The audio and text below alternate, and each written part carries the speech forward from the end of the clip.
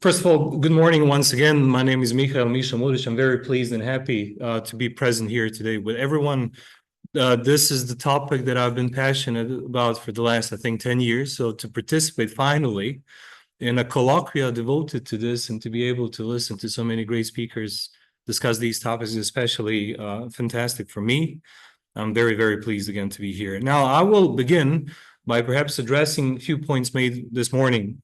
Eric, you've asked two good questions. Can a machine be negligent, and can a machine be diligent? Now, to my mind, if negligent or diligent, then this should equal intelligent. And if not intelligent, then fiction. Why do I say this? I just recently read that in 2019, a group of scientists experimented with laboratory rats. What they've done is they've constructed a glass labyrinth. On one side, they placed the rats. On the other side, they placed the plate with food. But to make things more complicated, they constructed the vehicle with 3 levels. 1 level to go left, 1 level to go front, and 1 level to go right. And then they started training those rats to drive that vehicle. And they had sessions. Each training session would last for 5 minutes. And it took them 24 sessions for the rats to be able to learn how to drive the vehicle, get through the labyrinth, and reach the food. On the other hand, you have Google's DeepMind, which is perhaps the most sophisticated computer iteration of data learning sets that created the AlphaZero program. I don't know if you ever heard of this. This is the program that ultimately managed to beat the best chess player in the world and now holds the title of the best chess player. Sorry? AlphaZero, that's the initial, perhaps it was changed. No, I know what you mean, but this one is the current one. It took 44 million chess games for AlphaZero to be able to achieve this status. And what the scientists have concluded when comparing the two, they said, well, the computer algorithm achieved the highest tactical value in the skill that we taught it. So it became the best at playing chess. But it failed. It never has succeeded to use this knowledge and skill to do something different, to write something or to perform something. Whereas the rats achieved something that was unachievable in the whole history of the rat species. They've learned how to drive a vehicle. And then the scientist says, well, the rats are showing the signs of intelligence, because intelligence means that you're not only able to be best at a particular skill, but are able to develop a new skill. And this is perhaps what one day will mean the difference between machine learning and deep learning. Deep learning, the idea behind deep learning is that you teach the machine, the algorithm, to teach itself completely new things. In other words, new skills. And I think this is very important to understand when we talk about the application of these systems in navigation and driving. And now the maritime field is very slow and very skeptical. And as we can see, we're still, after 10 years, we're still talking about issues such as how do we approach liability. The road sector, this is something that I've mentioned yesterday. You have a very old convention in the road sector, Vienna Convention from 1968, that talks about the responsibility behind the wheel. And then in the last, so for 40 years, it was a human. And realizing that the new technology is entering the cars, in the last 2 or 3 years, they've changed this significantly. And now Vienna Convention is saying, instead of human, we understand that you can have advanced systems to aid the driving, but also autonomous driving systems that are responsible for the operation of the dynamic control over the motor vehicle. So no longer human, but algorithm. And I think this is very, very important to take into consideration when we consider maritime, because in the road, we already see that the human was replaced in certain instances and circumstances by a machine.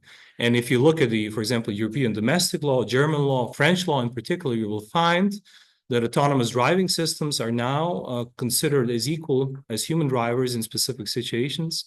And you can assign fault to them, meaning that there is somebody in the company will have to take the blame. And this is now the major issue. As I mentioned yesterday, 2 weeks ago, I was talking to this Croatian company that is developing these sort of systems, and their main concern is if something really goes bad on the road, and it will statistically, does this mean that their CEO or a technical advisor within the company will be liable for each and every incident of that kind?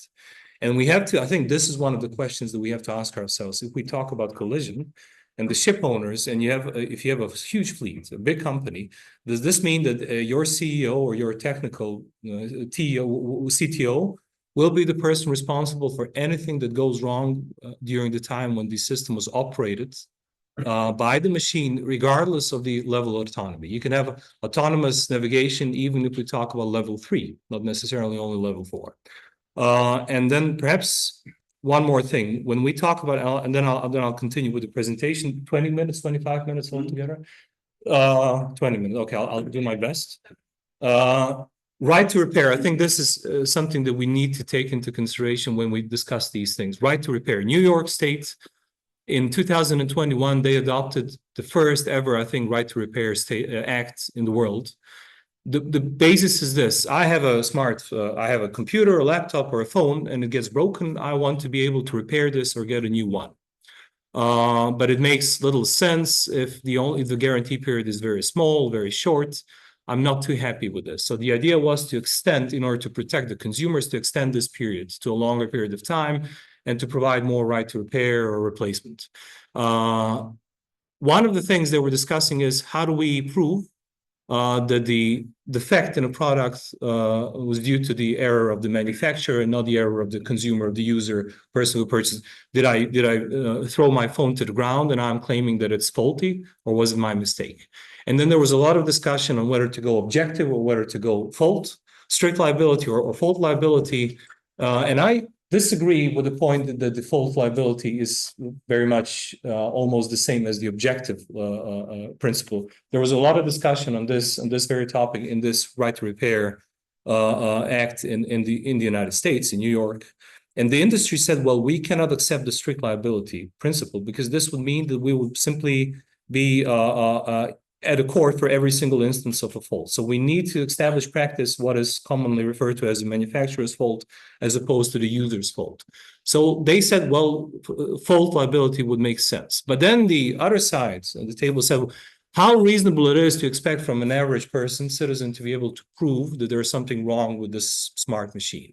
So they said, well, what we need as citizens, we need to get the blueprints of those products, understand how they work, how they're constructed, and then be able to determine whether there is a fault in the system or not. We'll use experts for this. But then the industry said, oh, wait a second, trade secrets. You want us to give us your blueprints, meaning that you will take our knowledge and skill and you will make your own product. You will steal our information know-how and you'll destroy our businesses. So they came up with the system that I'm talking about today. Yeah, you see it in the European Consumer Protection Law by the right to repair, and you see it in the two documents that I'm talking about today. First one is Directive on adapting non-contractual civil liability rules to artificial intelligence, already mentioned yesterday. It clearly states, as you can see, that it does not go into the field of transport, but I have to ask myself, is this really true? I think Eva was rightly pointing to the fact there are so many other entrants into the market. Can we really expect that all of them will retain this maritime law segment? I fear not. We will have claimants, yes, in the maritime field, but also injured persons outside of the maritime field, and so many other persons by right of subrogation, other things that will get engaged in this fault to the navigation system. And as you can see, the EU Artificial Intelligence Act talked of a number of different persons who are all pinpointed as potentially liable persons. This act is in force. And we have 2 years to comply with everything that is, all the provisions inside, and then it will become applicable. Providers, developers, importers, authorized representatives, distributors, deployers, all nominated as an operator, and then users of AI systems.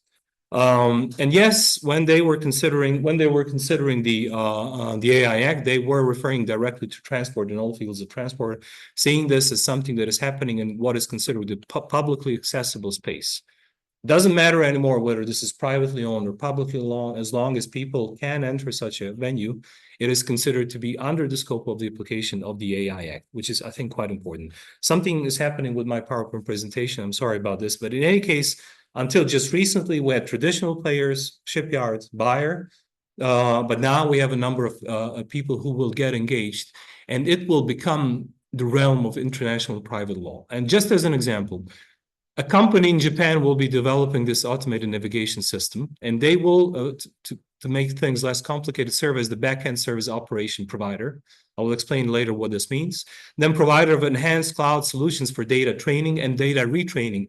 there is a collision, something is obviously wrong with the system. We need to teach the system to perform better next time. So we'll need to gather the data happening from that collision and do some retraining, whether this is machine learning or deep learning.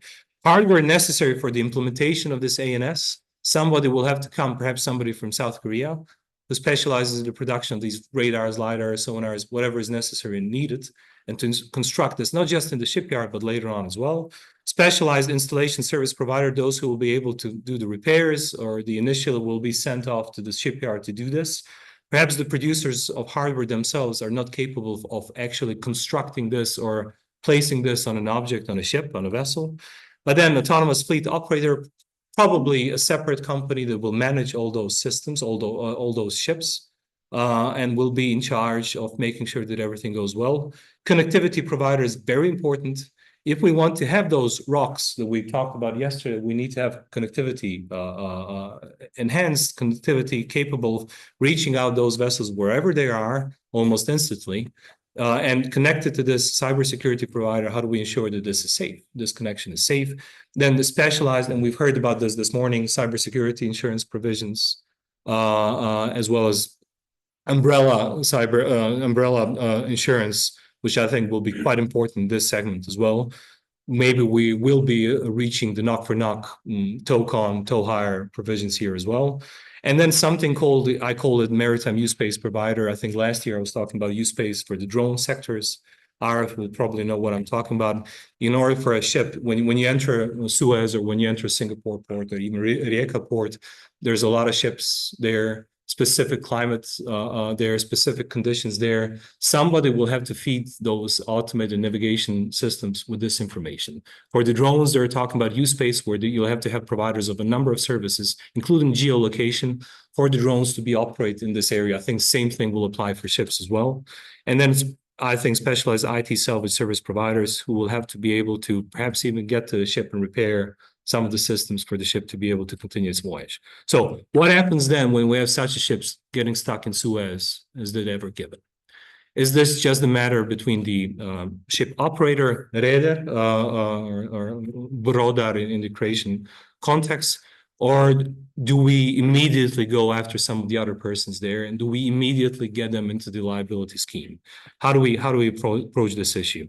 Can we stick to the transport law, maritime law, or do we necessarily go outside of the transport law, perhaps into general EU artificial intelligence law?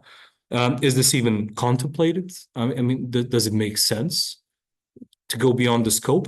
When we talk about codifying mass, I'm quite curious what the IMO will do. I participated in some of those joint meetings together with Igor of the three groups in the IMO, and little was talked, I think, about liability so far as we heard yesterday. And I'm quite curious to see whether those, at this point, non-existing liability provisions will affect any of the things that we talk about today. I'm quite curious, do we really need a specialized mass code? Or do we just need to address those instances in international regulation in force that directly talks of humans, and just replace, as Vienna Convention does, replace this with autonomous, or supplement this with autonomous systems? Montreal Air Carrier's virtual assistant case, quite indicative for things to come. I don't know if you've heard of this. To be very short, passenger was about to buy tickets, return to flights from Toronto, Montreal, I think. He came to the air carrier's website, and virtual assistant popped up. So he said, I need to fly to Toronto back. He said, I want to fly tomorrow to Toronto, but I still don't know when I will be returning. And then the bot said, well, you can buy the ticket for Toronto right now, and I'll give you a discount code. So when you know the date, you can come back, purchase another ticket to go back, to fly back to Montreal, and use this discount code 40%.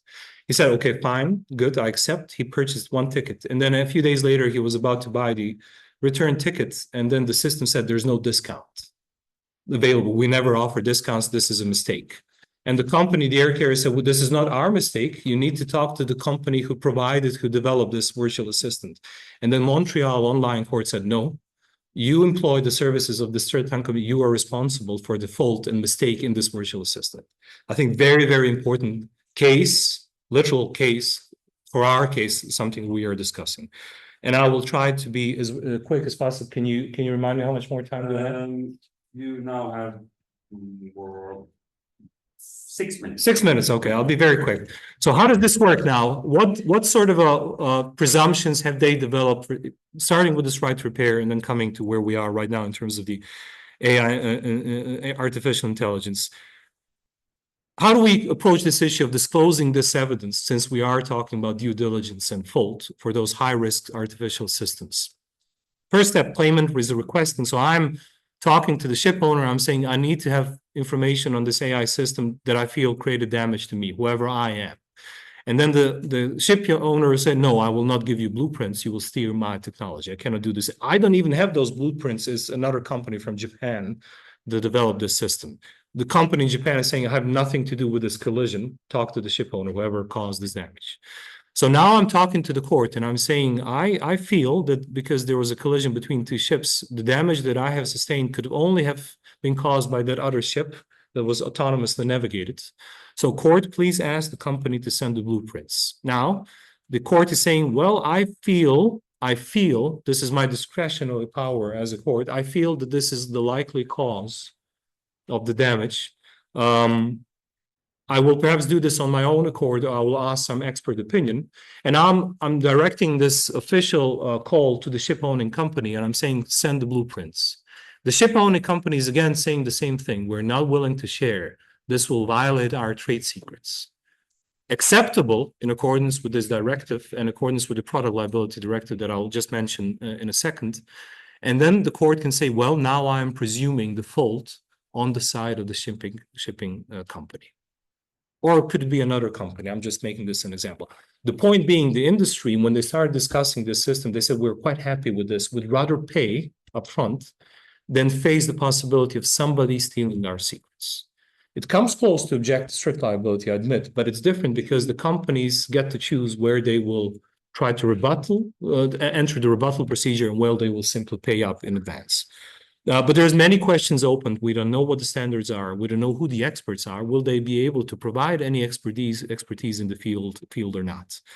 And then, again, presume causal link. You will have to prove all of these systems, and then you will have to come back to the AI Act if you're based in Europe, and you will have to fulfill a number of criteria for high-risk systems to be able to prove that you're due diligent, that you're complying with the AI Act. It's no longer maritime provisions, and it's no longer just the classification societies. It goes beyond that. And I think the classification societies will have to accept all those conditions in the AI Act and put it into whatever it is that they do when they are assigning class.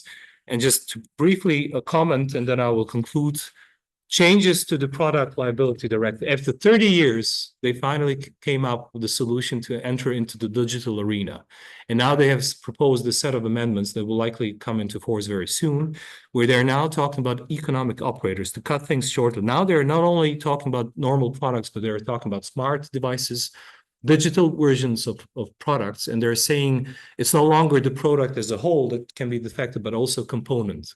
So in terms of the shipping industry, if there is a component, if there is a part of this autonomous navigation system that is at fault, you can go to the producer of that component and claim damages. Same thing applies in the road sector as well. You have components that can run cars that are not constructed as autonomous cars already today. You can install them in your own car.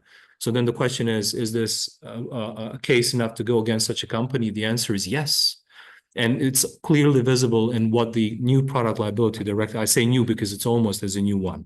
And perhaps the most important thing, it's no longer the guarantee, and this refers to the maker's list, of course, if we talk about shipyards and shipbuilding. In accordance with this new revised product liability directive, it's no longer just a case of saying for the hidden defects 6 months and then guarantee for 1 year. Now, if you advertise that your machine, your smart device, or whatever it is that you produce is likely to have a lifespan of 7 years, then you will continuously be held liable for 7 years. If your device depends on backhand operations, for example, if you have an autonomous navigation system that needs regular updated maps and GPS to run, then you need to update this GPS, you need to update the operating system and all the other components of the systems for the autonomous navigation system to be able to function. That means you're the backend operator. That means that if you fail to update system in time, this could lead to some sort of a fault and damage, and therefore you will be held liable in accordance with this new European law. And I think this is the standard that we'll likely very soon see in the rest of the world as well. And this is the huge, huge difference, I think quite relevant for what we are talking about today. Everything else is very much the same as in this directive for non-contractual liability in the realm of AI. There's plenty of assumptions based, and all of these assumptions on fault, on causal link, are based on consumers being the weaker party. And the question, and I will conclude with this question that I ask myself, is can we identify consumers, or rather, can we identify ship owners as consumers? Are ship owners as weak as consumers, or can we say that the ship owners are a bit stronger? Does the shipping industry have greater and better capacity to fight at court? I would argue yes. So I'm not entirely convinced that all of these assumptions should be transferred to the maritime sector. But if we don't codify this, then they potentially will. And we need to be aware of this. So if we decide not to regulate mass liability per se, how complicated will the case practice ultimately become? As was stated this morning, all these standards, how do we assess due diligence? This is all left to national law and domestic courts. There is no attempt of harmonization. I think this is quite important. There's no Hague-Wisby interpretation, et cetera. So it's all national based. So we could have drastic differences in how each and every court addresses this issue. Think of foreign non-convenience and forum shopping in this context. It will be huge. Are we abandoning the realm of maritime law in favor of more comprehensible upcoming legislation of artificial intelligence? I should have better asked, can we afford to circumnavigate artificial intelligence regulation? I would argue not. I think it's quite important to take this into consideration. Is IMO even taking an effort to consider what is done in the road sector and perhaps other sectors as well? I think they should, and this is a message that I've been saying for a number of years now. And then finally, right of repair experience with complicated presumption of proof and fault rules might make an additional push towards objective liability standard. It might become complicated to the extent that we might go for a different standard. I'm thinking of Brussels 1957 Convention and LLMC 1976, just 20 years. And they made a new convention because it proved to be very complicated because you had so many cases happening before the court. So they said, this is too much. Are we approaching the same venue? Is this really necessary? Can we avoid this in the future? And with this, I thank you for the attention.